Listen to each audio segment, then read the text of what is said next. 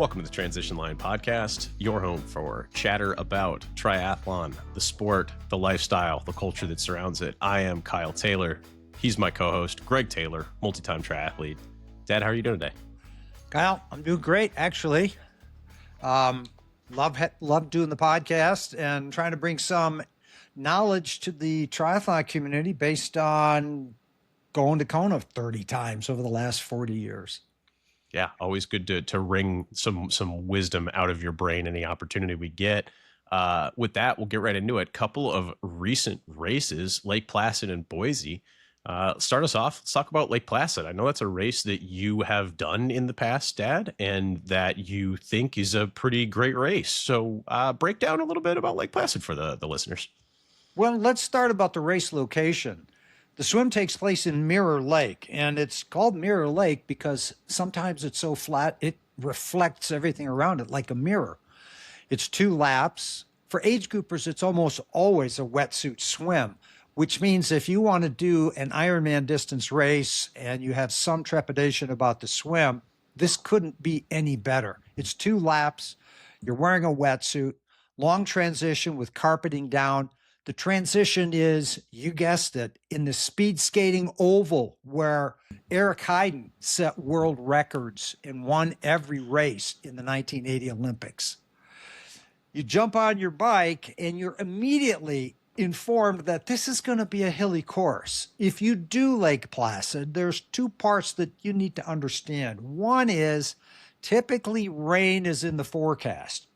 I recommend that you watch this year's race, and the overhead views from the drones, especially at the swim start, tell you how beautiful this location is.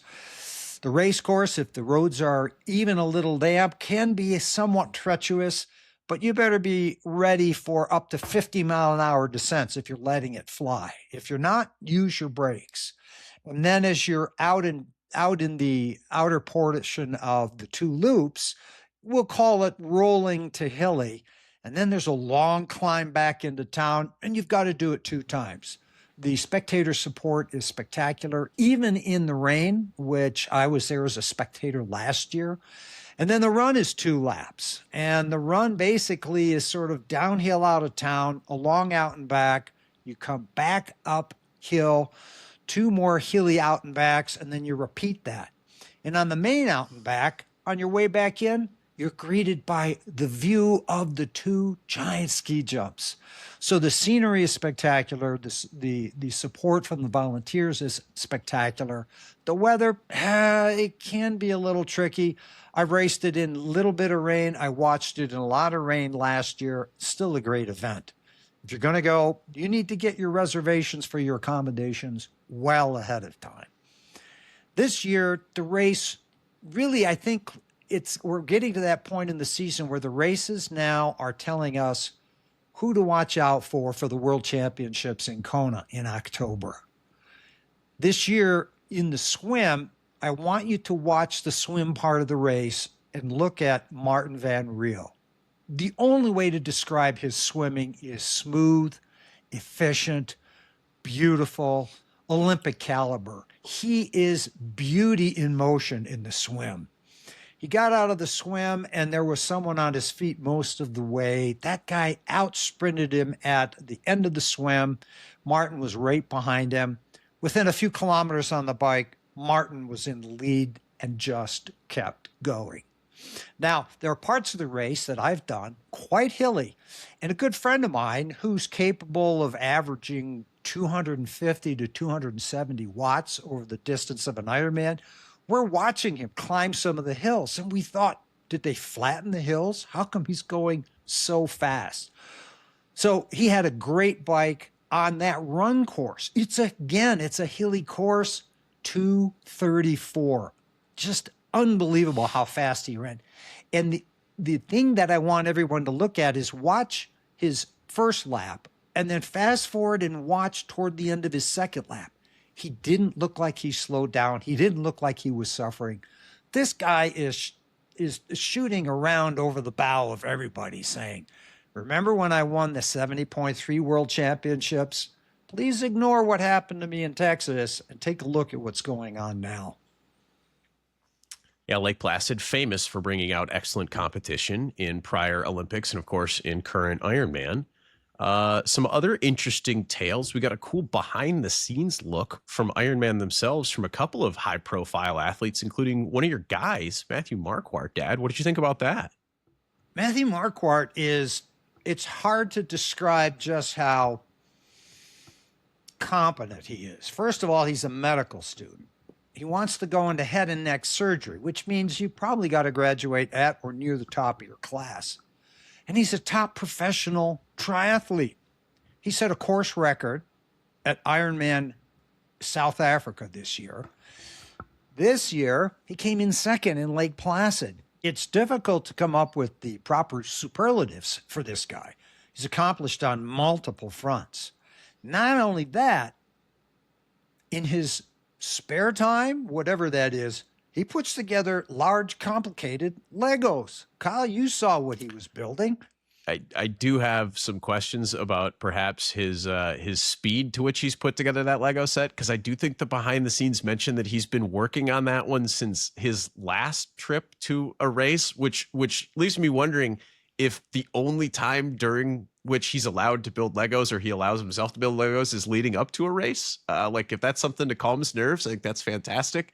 It does feel like in that packed schedule of his that I do imagine Lego time probably near the lower ranks in his priorities. But it was cool to get a behind the scenes look and see sort of a human aspect to the superhuman that is Matthew Marquardt. So my question for him is, let's see. You got your race wheels, you got your tires, you got your bike. Is the battery charged? Are your running shoes ready? Where's your race kit? Do you have your swim goggles? Do you have your body glide? Is your nutrition all set up? That alone is almost a two-person job. Who is the one that's going, and by the way, here's your Lego set?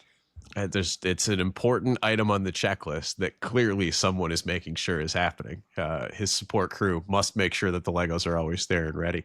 Yeah. The back half of that same behind the scenes look that Ironman put out, of course, gave us a great look into Paula Findlay's pre-race lack of nerves, as she cited that she wasn't nervous going into her first full-length Ironman. Ho hum, why would she be nervous? There's no expectations. It might not go well, or she might show up and beat the pants off of everyone. Pretty impressive debut. So she wasn't nervous. Now spin forward to Kona. Will she be nervous? We'll see. Dad, do you think she should be nervous going into Kona? You know what? I think that's a great question for her, for anyone who encounters her or does a podcast with her, to say, well, what does it feel like now that you're surrounded by the absolute best in the world?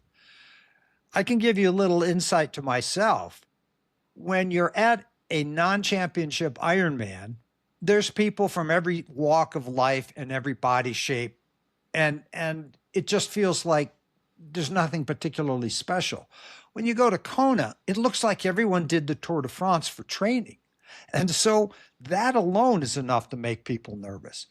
Paula Newby-Fraser also discussed how the expectation is overwhelming. And so Paula Findlay has now placed upon herself that heavy yoke of, oh, you won Lake Placid. Oh, the girl who won Lake Placid last year won Kona last year. Oh, so there's now some expectations on her. And then just in general, pre-race tension, Tim DeBoom won Kona twice. And he said, I'll quit racing when I can no longer tolerate the pre-race tension. So pre-race tension's a real thing. And if you add a little expectation on top of it, plus, if you look at Kona and try to compare what people have done in other races, it almost never matches. There's always something going on in Kona, whether it's the salty ocean, whether it's the heat, the humidity, the wind, or whether it's the competition driving you to go a little beyond what you should. People go to Kona and you wonder, these are professional male triathletes and they're running a 3-hour marathon. How did that happen? So there is something different about the race. Location, conditions, the hills, the wind, the humidity, and the fact that everybody there has been focusing on this particular event. So Paula, you're now going to be in the conversation for top 10 or maybe top 5. Yeah, it seems like she has definitely thrown down the gauntlet with that performance. I don't see how you can list out the top women's triathlete names without mentioning her name, maybe fifth or sixth. So we'll see what comes next for her in that chapter. But really cool to see the behind the scenes that led to that race, and then of course an absolute dominant performance from her. Any other thoughts on Lake Placid in general, Dad? I do want to mention that they did a pretty darn good job with the video this time. There were times when Matthew Marquart on the run was catching up to Martin Van Riel, and the camera was from the back of Matthew Marquart, and you could see Martin Van Riel in the front. And anybody who's been in a race has been in that situation, chasing down a competitor. They did the same with Marta Sanchez. In fact, for a long time, Marta Sanchez, who came in second, was shoulder to shoulder with Paula Findlay, and at times was ahead of Paula Findlay. So it's a great race to watch in terms of the competition between the top athletes. So they did a great job in that respect. All right, spinning the calendar forward, let's talk about Ironman Boise that just happened yesterday as we're filming this. An exciting race, a little bit of drama with the swim in the morning as the choppy conditions led them to make a slight modification, but a wetsuit swim, and a bunch of the commentators called out that this could be big news for one of the favorites going into this race, Sam Long. That turned out to be good foreshadowing as Sam Long came out of the water with only a 2-minute swim deficit, which he then promptly followed up with a scorching bike, setting a new course record, and then throwing down a strong marathon to wrap up the day, winning the race. A great performance from Sam Long, another one of your favorite guys, Dad. Your thoughts? Yeah, it sure seems like Sam is working on his swim deficit of the past. And 2.5 minutes on that course, as choppy as the water was, really speaks well to his ability. Everyone was expecting him to torch the bike, which he did. And he got off with, I think, a couple-minute lead, but he still put more time into everybody on the run. If you watch him cross the finish line, it's clear that this race meant a tremendous amount to him. Before the race, they interviewed him, and he talked about how, again, he's self-coaching. And it sounds as though he's pretty introspective, because he said he noticed that the things he's been doing in the past haven't worked the way they have previously. So he's modified what he's doing. And boy, did that show up on race day with a bike course record, and he ran a 1:10 half marathon. So good on Sam. And of course, on the women's side in Boise, we saw Kristen Casper come from behind on the run to take the victory. So double wins for the USA on both the men's and women's front in Boise. Exciting to see. Any other thoughts on that race, Dad? That was exciting to see Kristen come from behind on the run. So the coverage again was pretty darn good. Some good drone video, and then video of everyone on the bike and on the run. You know, one thing I found curious that I saw during the coverage of the Boise race that I hadn't really seen ever before watching a race was a lot of like the public on parts of the run course. There was a point where it looked like Sam Long was overtaking a man who was just out for a morning jog. At another section where he passed like a guy walking his golden retriever, which who doesn't want to encounter a golden retriever during their run? So that's probably just performance enhancing, if anything. And I don't think it impacted the race at all, but it does make me, I don't know, wonder about the spectacle that is Ironman. And if this thing is something that's building, like you don't see a lot of other giant sporting events where the public is just on the course, right? This is a little different than maybe a Honu course where you have an occasional spectator like running across the path that everyone's running on to get around the golf course there. This was just like people out for a stroll with their family and just, oh, look at that. A triathlon. Well, very well. You know, it's kind of strange. What did you think about that? I've seen that in some other races. T100 in San Francisco, I think they're running on a dirt path, and there's people running, and here come the pro triathletes in the front. I'm sure by the time the age groupers came by, things had changed a lot, because now there's runner after runner. And then you do have to think about the Tour de France, where there's literally 1 million spectators along the way, parting as the athletes come through, similar to the, I can't remember the name, but it's a hill in the Challenge Roth race, Solerberg Hill, where again, people are shoulder to shoulder, 2 or 3 deep for a kilometer cheering people on.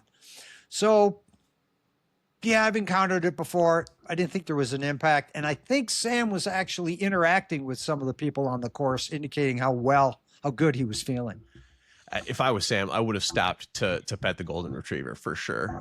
It does make me wonder, like, will we see a decided evolution from one of these sort of, I don't know, small town feeling moments where you see the public interacting? Like, will we evolve to ever have, like, Ironman Las Vegas with like an 8 p.m. swim start time in Lake Mead, and then it's a fully lit bike course for 100 miles into fully lit the Las Vegas Strip where you're doing 2 laps up and down for the marathon, right? And it's a real spectacle. Like, I don't know. I see that as the opposite of what we just saw in this race, which is just like, oh, look, the public right there. And I don't think there's anything right or wrong. It'll just be interesting to see how it evolves over time. I like that. We'll have to send that off to Ironman. Have you thought of a evening start in Las Vegas with the run taking place on a couple of 2-3 laps along the boulevard there? I'm sure we will see more and more spectacle build out. I can already see one hole in my plan. The age groupers would be finishing at like 4 a.m. That's pretty troublesome. We'll have to work on it. Maybe it's a pros only race. It's a concept. There's no bad ideas in a brainstorm. What is a podcast if not a brainstorm?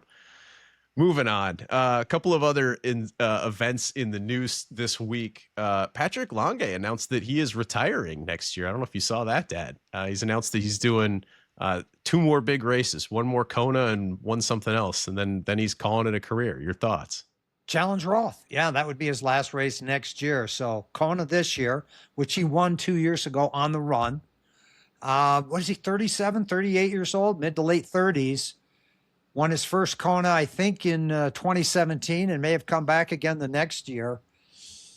It's difficult. I think all triathletes have a narrow window in which to compete. And when you have been at the pinnacle of the sport, just as there is nothing more inspiring to see yourself getting a little bit faster, it's got to be difficult to know you're not quite maintaining what you were capable of before. And he's well respected. He's loved by all of his fans. And I just say, Patrick, thank you. I saw you run in 2024. I saw Sam Laidlow go by on the run, and then you came by somewhere about mile 6 on Elite Drive. The guy was floating, and it was clear at that point he was going to chase everybody down. In fact, I saw him at about mile 1 or 2 on the run, going out along Elite Drive, 5th, 6th, or 7th. And when he went by, it was clear he was running much better and much faster, much more fluid than anyone in front of him. And by the time the couple of miles out and back, he was in 2nd place. So just kudos to you. You've 3 times Kona. That is in the stratosphere. There's only a handful of people that have ever done that. So, hey, and every interview, he just seems like somebody you'd like to sit down and have one of those non-alcoholic beers with. Do you think that if he hangs up the shoes next year, like he says he will, is he a top 10 all time kind of guy? Yeah, 3 times in Kona. I think that puts you in the top 10. There's him. There's Jan Frodeno, Craig Alexander, and then the incomparable Mark and Dave. I don't think there's any other men that have won 3 times. And he did so the first time he did it. They said it was a run course record. He ran just under 240 or at 240, different course, and his run excluded the transition. But then he's since then gone even faster. So he's got one of the fastest times. And in fact, in 2024, he set the new course record in Kona. All right. Shout out and kudos on an awesome career there. We will keep up as he goes through those last races to see how he does. Yeah, it'd be interesting to see him in Kona this year. Big in the news right now, the Odyssey has come out to much critical acclaim, a recent adaptation of the legendary story. And one of the things that we learned from this story when we learned it in English class or when we watched the movie is about the siren song that calls sailors to their doom.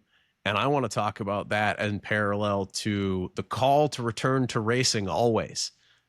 Despite knowing that it is an incredible challenge and that things may go sideways on you sometimes, athletes often return. We talked about this last podcast as it relates to why people go in, and we heard a little bit from Lionel in one of his recent recordings about this. And then wonderfully, we heard about this in the behind the scenes from both Matthew Marquart and Paula Findlay as they went into their race in Lake Placid. So, you know, what do you think about when you think about why athletes keep coming back to endeavor to try Ironman, Dad? We talked about that last week, and I have been asking myself that question for decades. And then the first part of my answer came because I can. And then after my episode with atrial fibrillation a year ago, I realized because I won't always be able to. And I've posted that comment on many little websites and received lots of thumbs up and things that said, yeah, that really explains it to me. But there is something about Ironman that I wish I could put the wax in my ears like Ulysses did and tie myself to a mast and experience Ironman without actually having to go through the training and the dehydration and the electrolyte depletion of mile 10 of the marathon.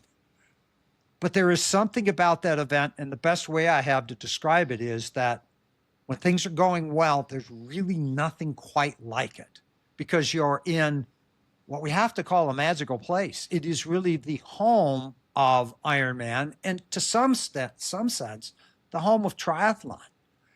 And then you're competing against the best in the world. You don't just enter this race. You have to qualify to get there. So everyone there is on their A game. And you're out there competing against the best in the world in your age group. And just as there's nothing better when it's going well, the opposite is also true. There's probably nothing so bad when things are going poorly out there. Good friend of mine, Dan Stableski, he was the overall age group victor in 2014. The guy was capable of 300 watts on the entire bike. He's been out lately with an injury, and he's now 50 years old, and he notices, I can't train as hard as I used to, and he hopes this injury is going to recover in a few weeks. And he said, I just want to go back to Kona and feel good the whole way. And I said to him, yeah, like that will happen the next time you shoot 500 par on a professional golf course. Like that. And he laughed. And so when you watch the race, how many people finish going, yeah, I felt awesome. I think some of the people who are relatively young and finishing in 14 to 16 hours feel great. I think most of the people who are trying to win their age group or do well overall, boy, you're at that fine line between I went 1% too hard and now I'm suffering like I went 50% too hard. So there's just something about it. And I think part of it is your mind always projects forward to how great something is going to be. And it seems to forget there is actual phenomenon. You have amnesia for pain. You don't remember how hard it was. I'm on video. I'm never doing this again. That's it. I quit. I got picked up off the course by a volunteer in a vehicle, I don't know, a decade or two ago. And I told him, man, that's it. There's nothing more out here for me. And I went on for a couple minutes. There was a little pause and he said, see you next year. Yeah, I've heard you tease retirement a couple of times over the decades, as it were now. Yeah, clearly there's a draw that just keeps people coming back. I think there's a little bit about it that's intermittent reward because as you once described in one of your greatest races, sometimes you just don't feel it. I would argue that obviously Sam Long, as he's coming across the line, he's not feeling bad. He was feeling great. Now, maybe hours later, maybe 12 hours later, his legs are barking at him. But, you know, I think that we would be wild to expect humans to have that kind of success occasionally and not continue to chase it. You know, imagine Paula Findlay thinking about, you know what, I did just go do that. I'm qualified for Kona, but I'm good. I'll just stop now. Right. And setting aside, you know, the financial implications for her, but just like as a person who wants to go out and endeavor to chase greatness, imagine trying to set aside, no, I'm not going to try any further now. So the siren song will, I think, continue to bring people and has been bringing people since it was just a challenging race on a rock in the Pacific, and it was only one race. Back when maybe you were inspired to go chase greatness there. And that brings us to one of our favorite topics to muse about, the olden days. And Well, let and me you and I. Oh, let me go ahead, jump Ted. in here. There's something else that I want to pass along. So I could talk about training and nutrition, but there are pieces of information regarding that all over the internet. What I want to try to pass along is some of the things I've learned for having done this for so long at such a high level. And that is, it's about the journey. So I'm going to have an ablation to hopefully successfully treat my atrial fibrillation. And my first thought was, how fast are the 70-year-olds going in Kona? Next year's 70.3 World Championships are in Chattanooga, where at age 62, I won my age group and I beat the 55-year-olds. And then I realized in a very short period of time, both of those events will come and go, just like Kona this year will come and go. And if that's what you're relying on, you're going to come up empty-handed. It has to be, I enjoy the journey. I enjoy who I am when I get to the pool and do the workout I need. I enjoy the long bike rides. I enjoy the feeling of running. I know how to overcome the obstacles that are in my way. And so you have to focus on, it's the journey that I'm after. And these destinations are only part of the reason that I do it. And I'm on this journey because I can, because someday I won't be able to. It's salient wisdom, and I think that we can hear echoes of understanding of that in what we heard from Matthew and Paula before their race. Matthew said that you can't really control winning; you just got to enjoy it when it happens.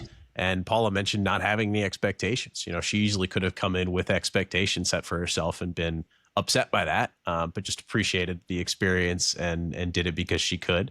Great wisdom to share with the audience, Ted. That wisdom comes from having raced for decades now and maybe staring at the end of your career, but spinning back to the beginning of it, back in those earlier decades, and comparing that to now. We've mused already about lots of changes in technology, but on the end of wrapping up the 1989 Iron War series that Mark has written so wonderfully about, I thought it would be fun for you and I to chat a little bit about, how good would these guys really be if you drop them into the modern race environment? And we've talked lots about the evolution of the bike. And I think as you look at the numbers, it's obvious that that's the leg of triathlon where the equipment has improved the most. And perhaps that our top athletes are something like 15% faster than they ever were on the old equipment. And certainly some of that might be training, but the majority of that we know is simply the technology evolving. But as I think about Mark and Dave and their performances in the late 80s and early 90s relative today, what I wonder is if we gave them modern equipment back then, would we see similar times to we see now? And I think the answer is probably at least similar, yes. Would we see the exact same times? Perhaps not. What I think might be a more interesting question to probe at is if we brought them forward in time and they were born in, say, 2000 or 2000 and 1995, maybe, are they singular or do they represent two of what is a wider tier of top tier men's athletes in triathlon? Are they the two best of all time, or are they two of 15 remarkable men? What do you think about that, Dad? I love that question. I've never heard anyone ask that question before. Let me deal with the first part. Mark and Dave went just at or just under 810 in 1989. If you look at today's bike, it's not just the bike. It's the position of the water bottles. It's the aerodynamic suit. It's the aerodynamic helmet that closes off the gap between your neck and your back. It's aerodynamic calf sleeves, aerodynamic shoes. These guys would have been easily 20 minutes faster on the bike. That puts them at 750. The run course now 2 or 3 minutes faster, 747. Super shoes, man, maybe 3 to 4 minutes faster. Now they're at 7:44. Nutrition, Mark has already said they were held back by nutrition. 7:42, they're right at the course record back then. And what makes it so remarkable, what they did, they were so far ahead of everyone else. They weren't marginally better. They didn't break the mile, the 4 minute mile by 3:59 and then 3:57 and then 3:56.5. They said, somebody ran 3:59. We're going to go out and run 3:35. No one knew. Mark talks about, can anybody run? Dave took it out so fast. Mark didn't know. Can we do this the whole way? It was an unknown. And that's, Mark Allen talks about that with Dave Scott. He established what's possible. And so the records that we see today, I think, are based on what they said was possible 37 years ago. So there's different training techniques, but I've interacted with world-class athletes and coaches in skiing, running, swimming, biking, and there's nothing new under the sun. I can remember people talking about bipolar training, a lot of easy training, a little bit of hard training.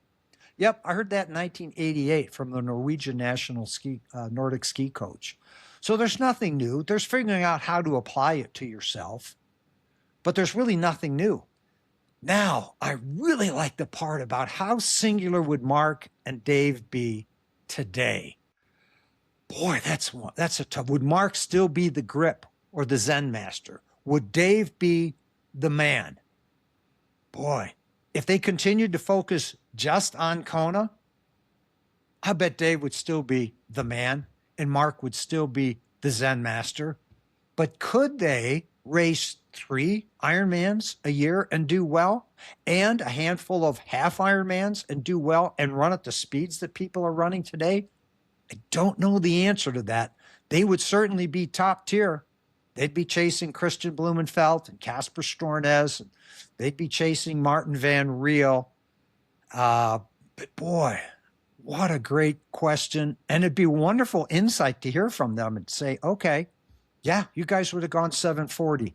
But how would you fit in with today's pros and today's schedule that says, hey, there's an Ironman Pro Series.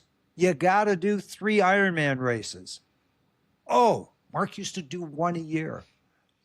Yeah, that's a big difference, right? The difference in the lifestyle that is being the face of the sport is quite remarkably different, then versus now, right? These top tier athletes, in order for them to continue to live a lifestyle that I think is probably, they would openly say is great, but they have a lot of commitments. They have sponsorship requirements they have to meet. They have obviously incredible training requirements. And I hear your point that maybe nobody's doing anything different, but certainly like more people are doing that absolute top caliber training regimen, right? So the dissemination of information is much easier now than it was back then. It was guarded and maybe, no one knew how to be the Zen master and maybe no one ever would be the Zen master. I might argue that everyone is now just kind of a clone of Dave Scott, though, of saying, how hard can I train?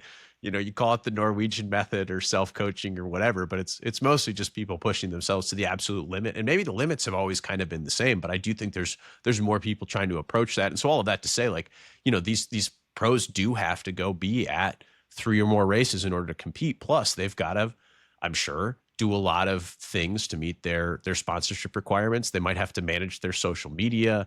They might have to produce videos or blogs. There's stuff there that is just extra work that I wonder, would the Zen master have been apt at?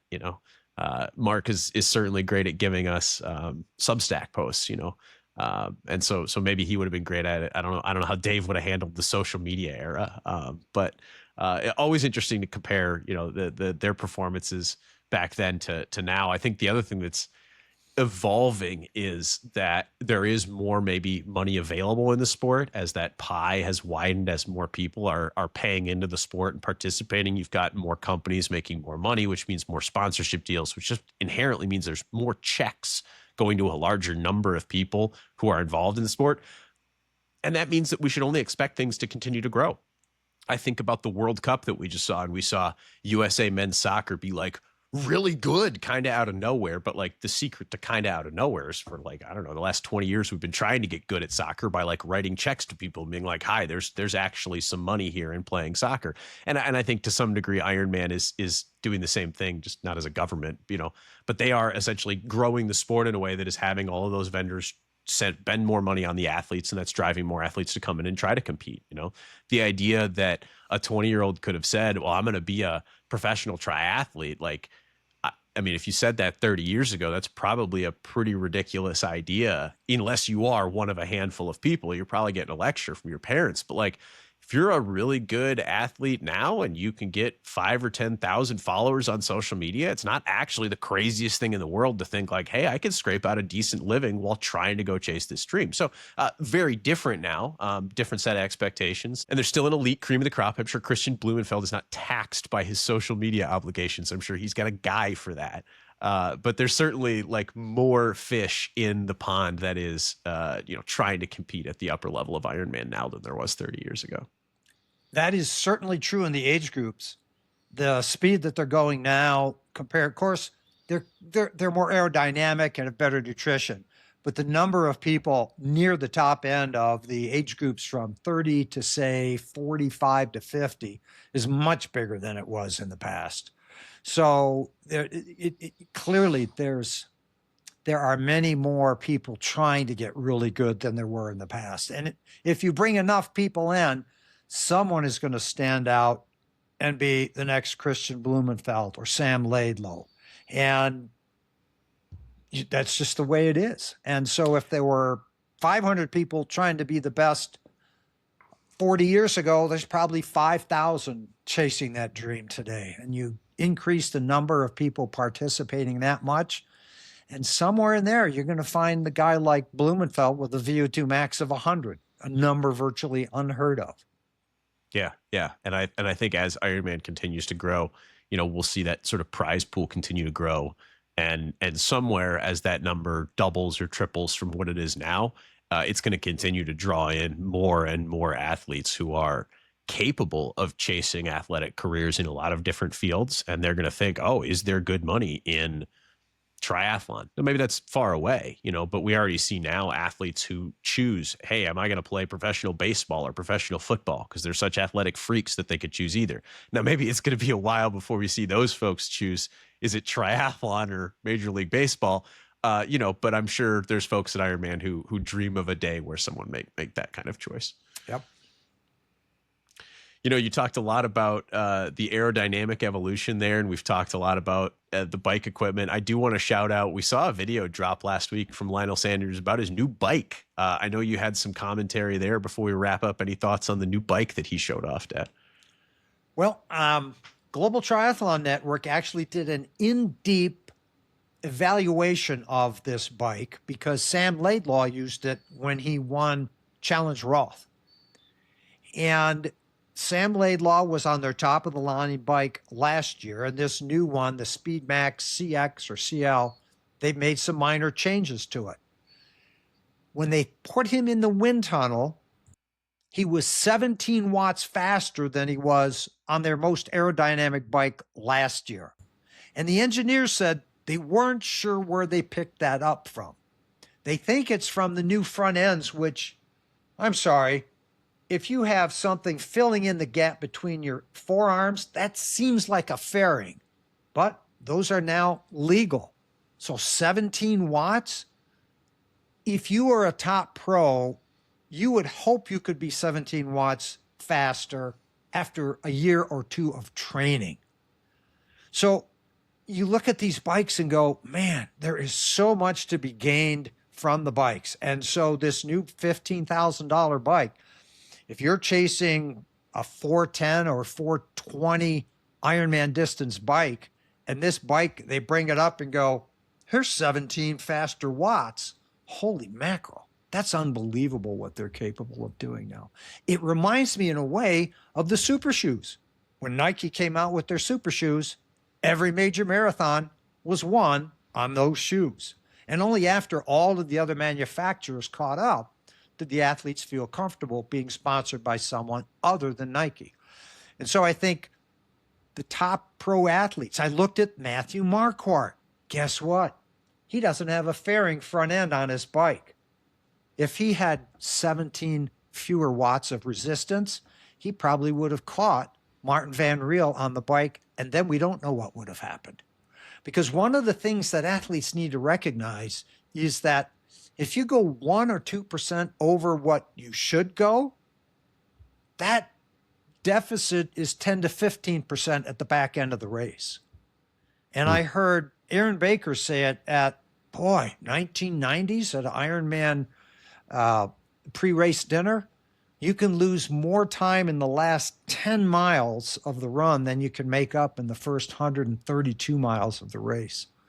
So give Matthew Marquart 17 free watts, the whole race changes. He's now even with Martin Van Riel and maybe running even with him.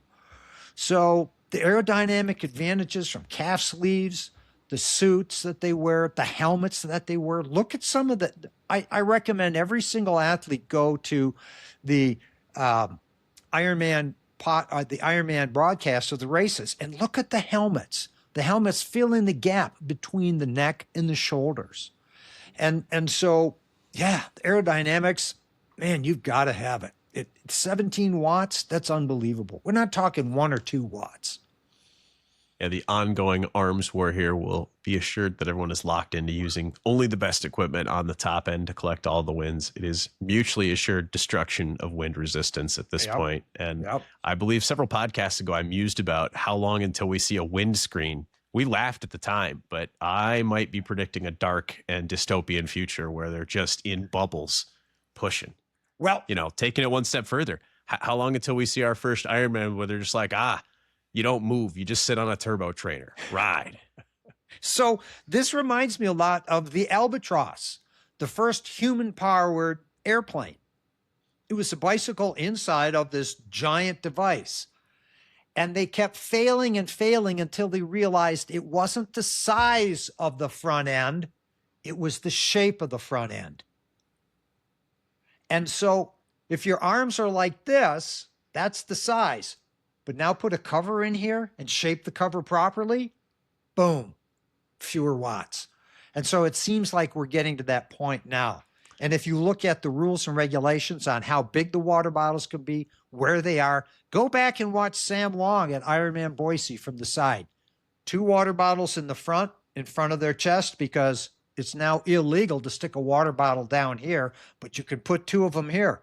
Look at the water bottles behind all the pros. 2 vertically oriented water bottles with specially designed rubber bands to keep them from falling out. So, man, they have maximized almost everything. Look at the chain rings. The front chain rings, they're a solid piece. There's a little bit of a shape to the way the crank arm meets the chain ring. They have 1-bys instead of having 2 gears in the front, which has a little derailleur sticking out. Oh, we're going to save 1.5 watts and pull that off, and it's going to be 1 chain ring. Ceramic speed, ceramic bearings, special coating for chains. Boop, boop, boop, special tires. Boop, boop, boop. There's 10 watts. 10 watts. Watt by watt, gram by gram. Yep. It's just going to continue to evolve. I think the only question left is, do I need a new bike? I don't think that's the question anyone was asking at this point. We'll see. The question I was wondering is, where's Lionel going to use that bike next? There's only a couple of spots left if he thinks he's going to try to use that bike at Kona. So we'll see, I think, in the next 3 weeks where he and that fancy new bike show up. So we have to go back to what his comments were earlier in the year, which were, Kona is my Olympics. And he made some reference to potentially holding 400 watts. Now, for people who don't know watts from donuts, that's equivalent to what a pro cyclist might maintain in a short time trial. That's what Lionel Sanders is talking about. So he was going to race in Lake Placid, but got injured. He's got Ironman Ottawa, which I think is the first weekend in August, and then the second weekend in August, or maybe third. So I think that's the second weekend. And then like August 15 and 16, there's a race in Sweden, one in Denmark, and one in the United Kingdom. After that, you can't qualify. So my recent search doesn't bring up where he's entered and what he plans to do, but he was in Germany, given this new, expensive, highly aerodynamic bike. We hope to see him at one of those races because it'd be fun to see him racing in Kona. Always is. We will look forward to that. With that, let's wrap up for this show. Thanks to our audience for joining us once again. We'll be back in the future. Please like, subscribe, maybe drop a comment. That helps out on YouTube more than you realize.